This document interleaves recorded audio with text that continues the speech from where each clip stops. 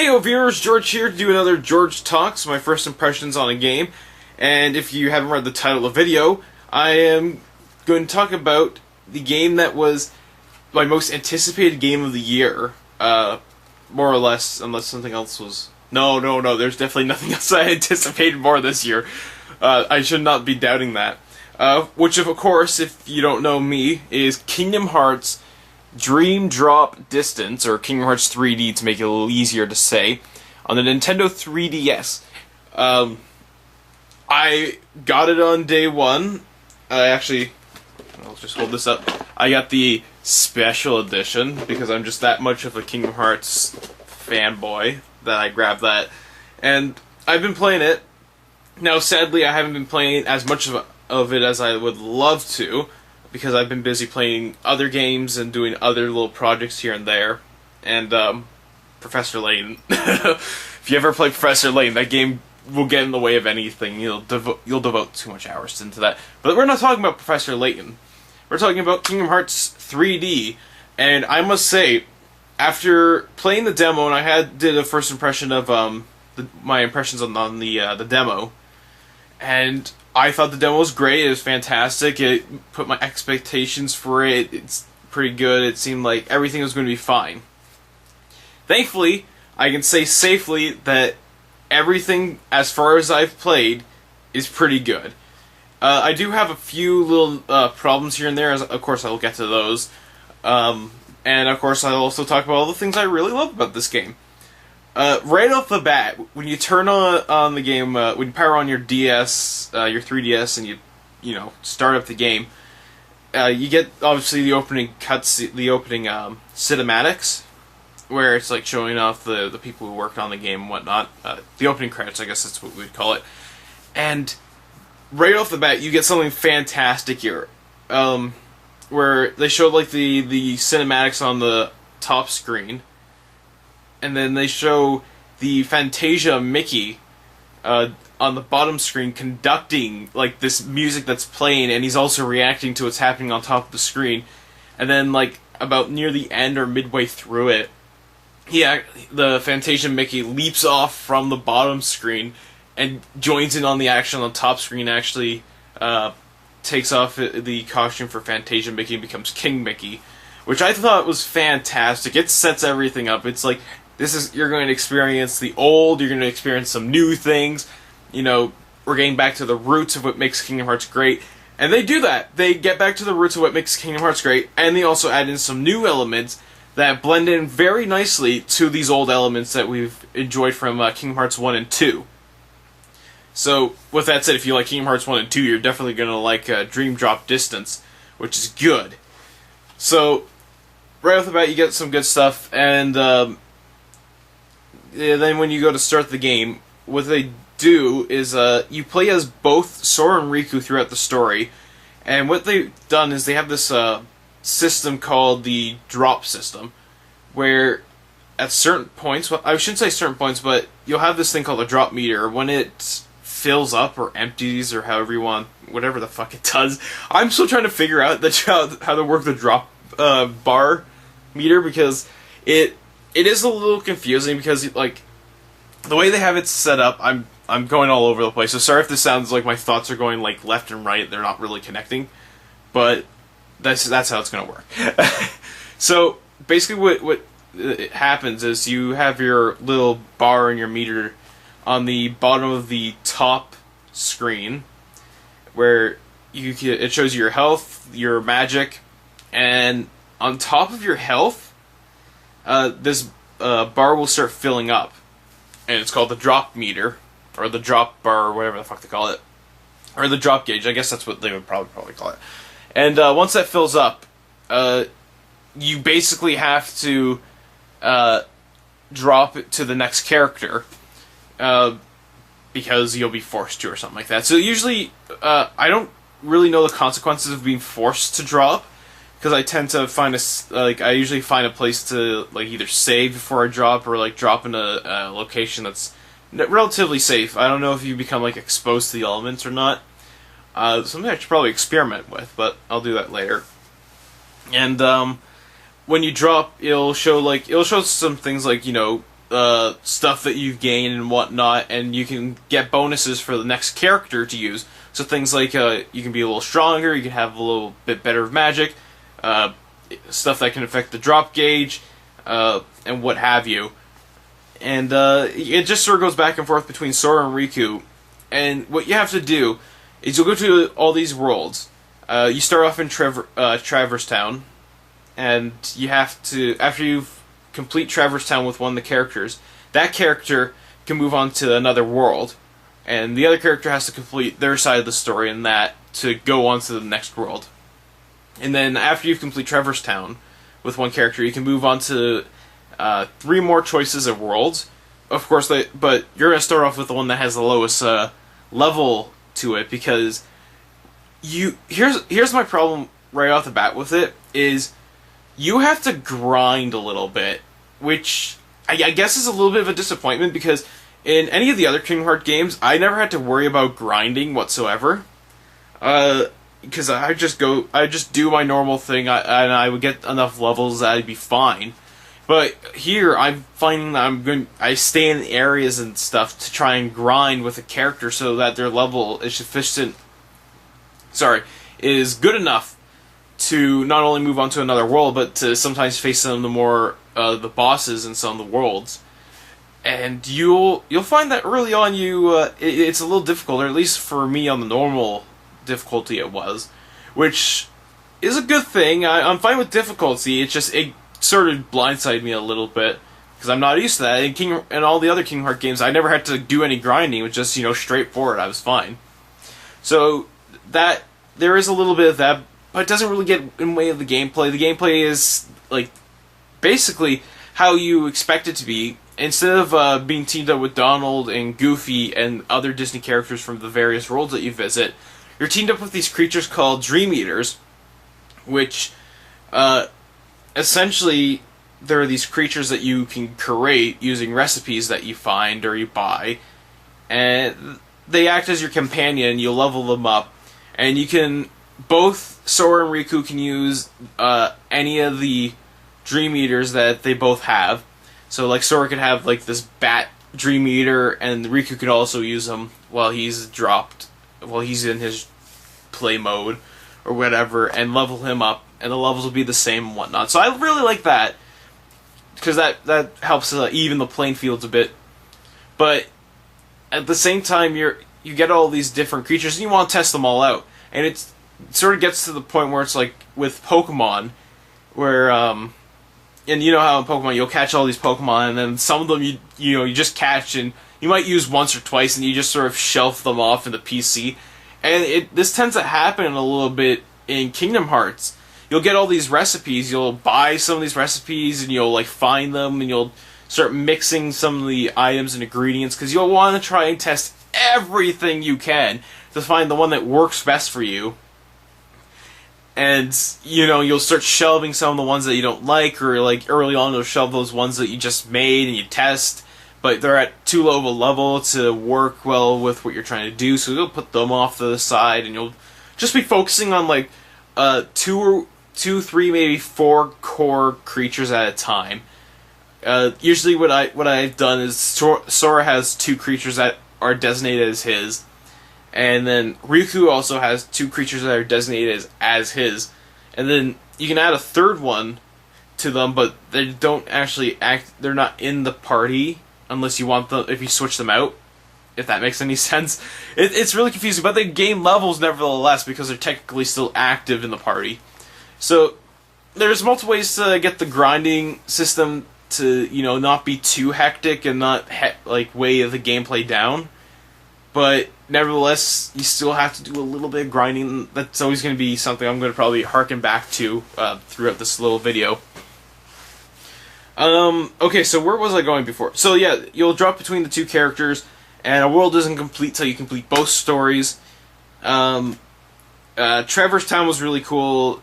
After you beat Traverse Town, you get to go... I don't know if I really want to spoil the worlds you get to go to, because half the fun I always find of Kingdom Hearts games is finding out what worlds you get to go to. So, you're playing Kingdom Hearts 1, for instance, And after you beat Trevor's Town, like, okay, what's the next world I get to go to? And you're like, oh my god, I get to go to fucking Wonderland!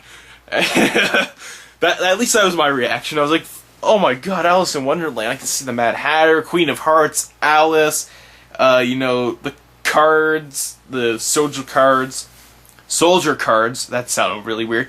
And then you go on the next one, and it's like, the Olympic Coliseum, holy shit, Hercules! Oh my god, the deep jungle that has Tarzan in it! And then he just sort of gets shoved off to the side. And, it goes on like that, and you'll find that a lot in this one, where you'll move on to the next section of world, and you'll be really tempted to, like, go to one that you're like, oh my god, I know what this world is. This is like the Hunchback of Notre Dame world, or this could be the Tron Legacy world, or whatever. And there are quite a few. So one thing, I don't know how many there is actually. I know there is, I think, from what I could at least see, there's maybe 10. Maybe there's a little more than 10, probably. Like I said, I'm not too far into the game. I haven't played a lot of it, but I've played enough that I can actually still talk about it in first impressions. Okay, so next thing. Traveling between worlds. Since basically the story of this game is Sora and Riku are doing their masteries test. For those of you who play the Birth by Sleep, you'll know that the three characters in that, or at least, sorry, two of the characters in that, had to do a masteries test where they had to, or sorry, the masteries exam, where they had to become true Keyblade masters. And in this one, in 3D, Sora and Riku are doing that, but it's not quite the same, because what happens is, from what little we get, because a lot of it's told through flashbacks, so you're sort of like piecing together exactly what's going on in the stories, which is really good and it's interesting, but it's not really, it's not entirely the Kingdom Hearts way of telling a story, because usually, in all the Kingdom Hearts games, the main story gets told pretty straightforward, but you get a few flashbacks here and there to complete the story, but that's later on, so you're still left in a bit of mystery, and I guess they're trying to think of a way to keep you a bit mystified about how the whole thing's working. So there's a little bit of that, and really interesting thing, too, is you get the option of viewing a couple of these flashback cutscenes, which is really weird. It's like, do you really care about the story, is what it seems like they're saying, and if you're playing a Kingdom Hearts game, I hope your first reaction is like, fuck yeah, I want to know what the hell's going on. So, you get the option of whether or not you want to know what's happening, but you can view them later, I guess. I would hope so. That'd suck if you couldn't. It's like, nope, fuck it. So, that's in there, which is really weird. Oh, yes. So, basically, as I was saying before I got sidetracked with that, is they're going through their masteries exam, and I guess, from what I can gather, is they're in, like, this dream state, where they are traveling to the worlds, because obviously, at this point, like, multiple times by now, you can't use a gummy ship to travel between the worlds, because, the keyholes have been sealed. But you can travel to them through dream things. I'm trying to explain it. It's sort of like, they try to explain it in a way where it's like this alternate idea, or this alternate existence of these worlds. So you go to these worlds, but they're not the exact worlds, they're like replications of those worlds that are taking place in this dream state. Because essentially a lot of the worlds have been lost, and I guess the only way to access some of these worlds is going through them in this dream sequence, or this dreamscape, essentially. Or at least that's what I've gathered. I could be completely wrong about this, and someone in the comments is going to be like, George, you don't know what the fuck you're talking about. But, that's what I can gather. And then, to top it off, there are 2 different versions, apparently, of each world. And that's why Sora and Riku can never see each other, which is, I guess, a half-baked way of, trying to say, no, you can't meet up with Riku.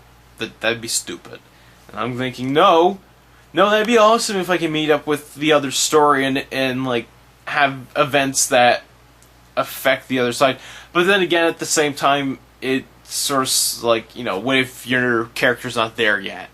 You know, with Sora's right now in Notre Dame, and Riku hasn't even visited that world yet, and he's currently doing the Tron world. So I guess in that sense, it sort of it makes sense, but it's also a little bit weird that it's like, yeah, there's two different planes of existence. It's like a parallel world in this dream sequence, which is parallel to the real world. So it's really weird. So in order to travel to these, you do this almost like a gummy ship sequence, but you're traveling through a tunnel, because the dream world is a series of tubes. No, you're traveling through a tunnel, and you dodge things, you attack enemies, and sometimes you'll encounter bosses while you're traveling through these tunnels. I've encountered like one or two of them, and they are a little bit difficult because they're not exactly how gummy ships works. It's not like you'll fire lasers or something like that. You have to charge in, but only when they let you charge in, and you'll know you can attack an enemy because they'll have a targeting icon on them.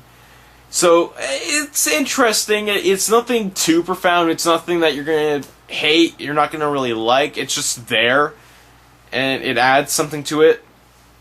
I can't tell you how many times I came close to dying through these sequences, because you'll have to like maneuver around objects that are coming at you, which I guess would make the 3D.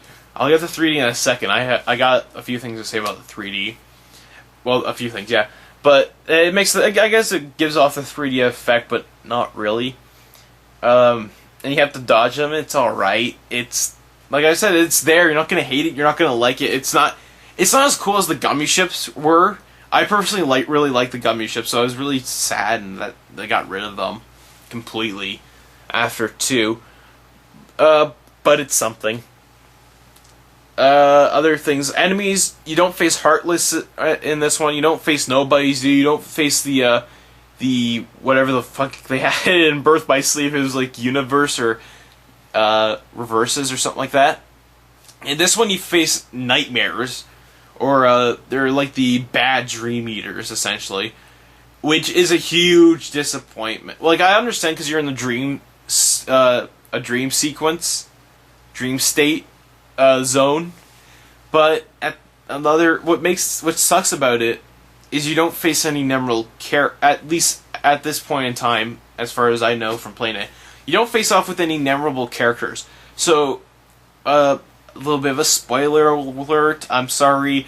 When you travel to the Notre Dame world, in Riku's story, you do have a bit of a conflict with Judge Folo. I don't even know how to pronounce his name. I'm having a really weird speech impediment right now. Give me a second.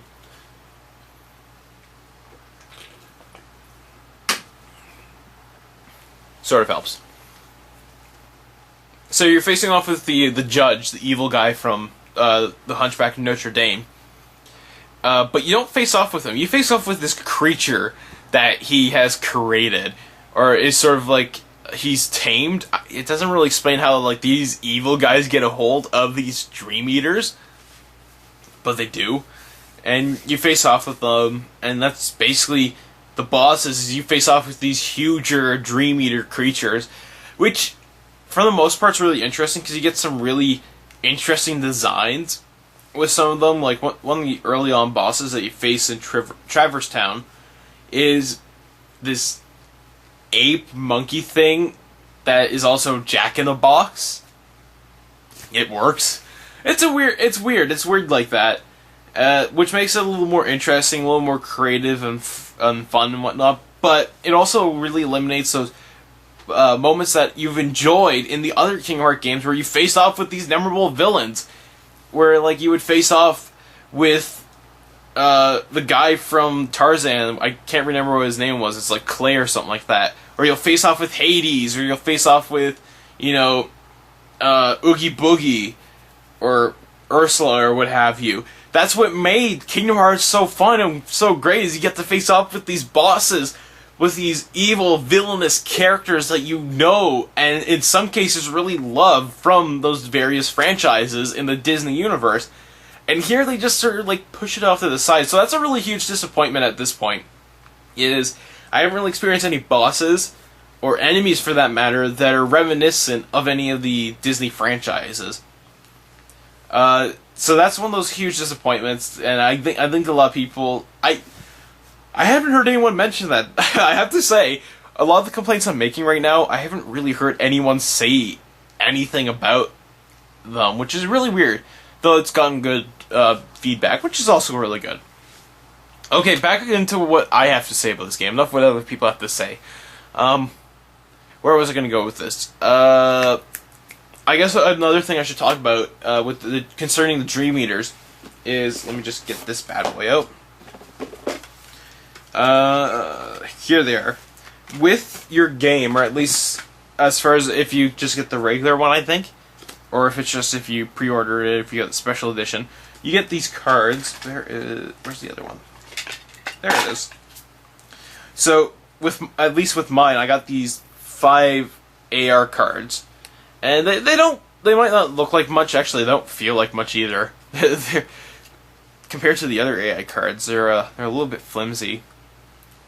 But, basically what you can do, which is really interesting from what I've heard of the game, I've yet to actually try this, is you can save your various Dream Eaters onto an AI card, and then, like, use them later, if that makes any sense. Or something along those lines. Like I said, I haven't tested this out yet, but essentially you can save the data of a certain Dream Eater that you've leveled up and you've experienced. Sort of like a Skylander, if you think about it, but on a card.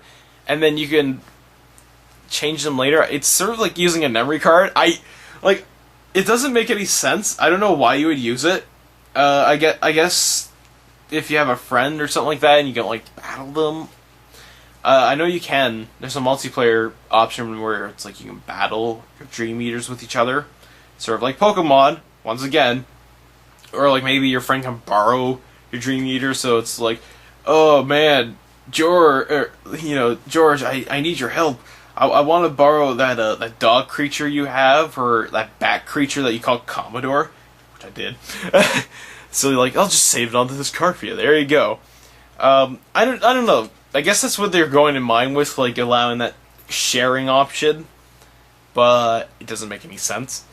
Or, I think the only other reason you would do it is if you use the AI feature on the 3DS. So, like, you can take pictures with your little guys, and they'd be all on this. So, I guess if you're into doing all that, it's there. So, that's really... It's interesting. It's, like... The thing with the 3DS is there's not a whole lot of games out there that have really utilized a lot of the technology on the system. So, like, they're still a little bit, like, afraid of how it works. So they're still testing a few things out and figuring out what's the best way to utilize a few of them. Where most of the people who play the games and when they're like, you want to know what would work really well with this?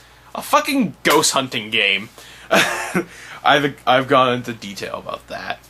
Ghostwire. There was something about that, though. I don't want to get sidetracked here. Okay, so yeah, that's that. 3D. 3D is not all it should be in this. Once again, I can understand that it's like a year and how many months since the 3DS has been out, which doesn't even feel like that. I must say it feels like it hasn't been a year yet. But the 3D isn't really utilized properly in this. I mean, I've turned it on during gameplay, and I don't really find any point in doing it, because all that's pops out really is the hub menus are separated into the foreground, where everything else is separated into the background. And of course, the background also has a bit of a 3D, but it's not it's not really that interesting. And then really the only time you would turn the 3D on is during the cutscenes, because at least they try and do a few things with it, but not really.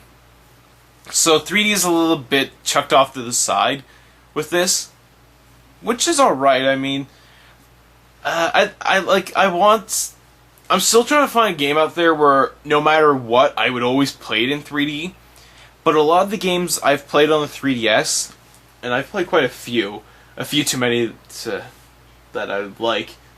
I don't know, what game is that? Oh, that's Theater Rhythm. That's Theater Rhythm. There's not really any games out there where you get to play in full 3D. A lot of them is just where, like, you'll mostly just keep that 3D off or keep it low so it's not really noticeable. But there's not a lot of games where it'll be like, oh man, you gotta play this game in 3D! There's no game like that out there at the moment, and that's a little saddening. I was hoping Kingdom Hearts might be able to try and do something interesting with it, but they don't. So you just sort of turn that off, and it's really no different. It's not like you're going to be missing out on something. And although I always feel like that, I'm always feeling like, oh man, I'm hoping I'm not missing out on some sort of 3D experience, but you're not. And unfortunately, this is another game where they don't really utilize the 3D to its fullest, which is very, very saddening, and I was hoping that they would, but they don't. I feel like there's something else I probably should mention. Let's see if there's something on the back here. The flow mechanics. New thing to this. It's a good thing I read the back of these things. There's a new thing in this game called the flow motion. Yes, flow motion. That's what they called it. Not flow mechanics. Flow motion is basically a way to speed things up. I might have already mentioned this in my first impressions for the demo, but it's basically exactly the same thing where you can move faster. Now, oddly enough, it's easier to do with Sora than it is to do with Riku, which is weird, because Riku doesn't really do it automatically. Like, he can't... Sora can, like, flow motion off of poles or whatnot, so he can, like, swing off poles or, like, ricochet off fucking, off these poles or ride on rails and be really fucking awesome. Riku, on the other hand, he can do some of the flow motion things, where, like, he can flow motion on an enemy to do better attack, he can ricochet off some of the walls, and some of the other little things, but he can't do all the really swift techniques that Sora can seem to do. Like, Sora can fucking, like, glide or even fly in some cases if you know what you're doing, which I think is really cool. It's a great thing to do. I love flying around. It's fucking awesome. So that's in there, and it makes the combat a lot faster and a lot quicker, and you find that you'll be taking out enemies really quickly, which also gets rid of the grinding problem a little bit, but also makes it harder to do it because you'll be taking out enemies, and then you'll have to find enemies somewhere else, which takes a little longer. So it's a double-edged sword, I guess, in that case. Overall, though, from what I've played so far, it's a good game. It's fun. You'll enjoy it. If you love the Kingdom Hearts series, you gotta pick this up. If you like Kingdom Hearts 1, if you like Kingdom Hearts 2, if you like Kingdom Hearts Birth by Sleep, you're gonna want to pick this game up. It's good. It feels like the original series. It's not like, there's a fucking card game to it. It's not like there's the weird mission-based elements to it that is really stupid. It's not like multiple different gameplay elements, which was interesting, but not quite Kingdom Hearts. Here, it is Kingdom Hearts. It is nothing but Kingdom Hearts. It is exactly what you expect from Kingdom Hearts. It is a good action RPG, and I love it. It's awesome. So I think that's everything I have to say about the game that I can think of. Hopefully I didn't forget anything. There's a lot of promise in this game. I look at the back of this and it's going to be a little blurry, but you can just see some of these screenshots. Like, you got the Four Musketeers going on there. You got Fantasia Mickey going on there. So I don't know. Maybe you go back to Yensid's castle. Weird. So yeah, that's all I can think of saying right now. There's a few disappointments to it. Things like not being able to face off with major villains or major moments in Disney films. But at the same time, they use these Dream Eaters for your companions that have almost this Pokemon-esque element to it, where you gotta collect them all, but you'll pick and choose your favorites, or you'll just concentrate on, like, the ones you started with. So, yeah, Kingdom Hearts 3D, go grab it. It's a good purchase.